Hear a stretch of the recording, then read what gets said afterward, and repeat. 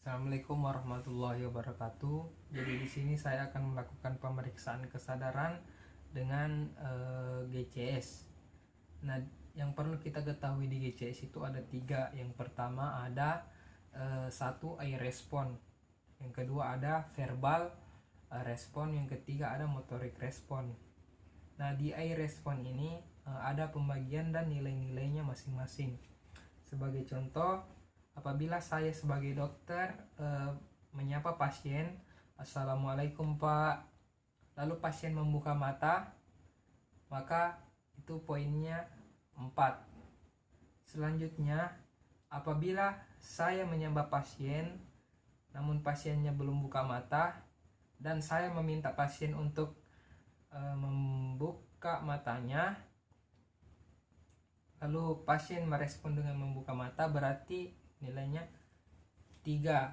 Selanjutnya, apabila saya meminta pasien membuka mata namun tidak ada respon, lalu pasien membuka mata jika saya memberikan rangsangan nyeri, sebagai contoh mungkin di supraorbital, "Maaf ya Pak," atau mungkin di jari tangan, "Maaf ya Pak," lalu pasien membuka mata, berarti itu nilainya 2.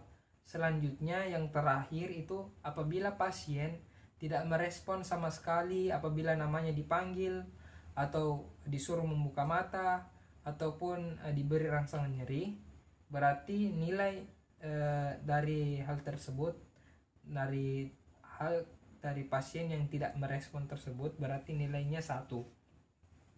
Nah, yang kedua itu ada verbal respon, di mana verbal respon ini juga memiliki nilai-nilai.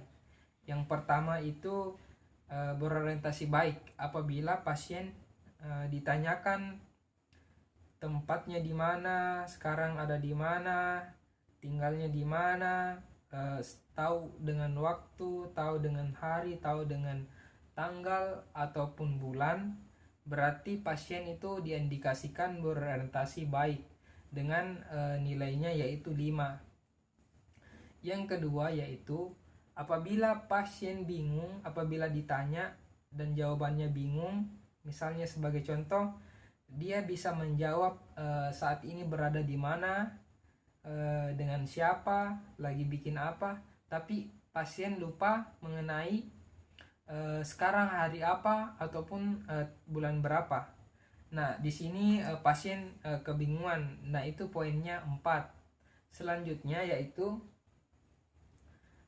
pasien bisa menjawab dengan kata-kata, akan tetapi kata-kata yang pasien berikan ataupun jawaban yang pasien berikan itu tidak nyambung dengan apa yang ditanyakan, berarti itu nilai kesadarannya 3. Dan selanjutnya lagi, apabila pasien hanya mampu mengeluarkan suara seperti kayak suara geraman ataupun suara-suara yang tidak mempunyai arti, berarti nilai dari hal tersebut adalah 2. Dan yang terakhir, apabila pasien tidak memberikan respon jawaban sama sekali, biar entah itu salah ataupun hanya suara, intinya tidak ada sama sekali, berarti itu nilainya yaitu ada motorik respon. Nah, sama seperti poin 2 poin yang di atas, di motorik respon ini setiap tindakan yang dilakukan oleh pasien tentunya memiliki nilai. Nah, yang pertama yaitu pasien dapat menuruti perintah. Nah, sebagai contoh, saya meminta pasien untuk mengangkat tangannya. Apabila pasien bisa mengangkat tangan dan mengerjakannya dengan baik, berarti poinnya bernilai 6.